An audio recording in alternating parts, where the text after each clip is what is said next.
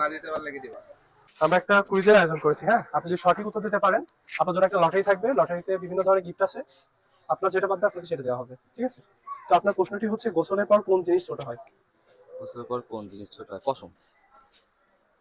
একটু ভেবে চিন্তে বলেন। আপনার হাতে কিন্তু 5 সেকেন্ড সময়। হ্যাঁ, পশম। না পারলে 5 বলে দিতে পারেন।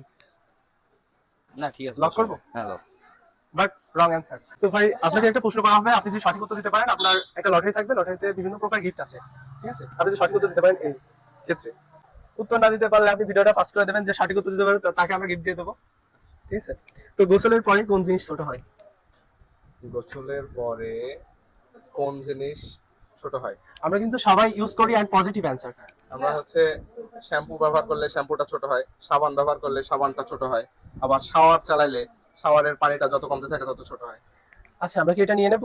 অবশ্যই, লাভ করবো? 100%। Absolutely right answer. তো আমাদের যে টোকেন গুলো আছে, তো যে কোনো একটি টোকেন তোলেন, হ্যাঁ। তো বিসমিল্লাহ বলে খুলে দেখেন কি পাচ্ছে।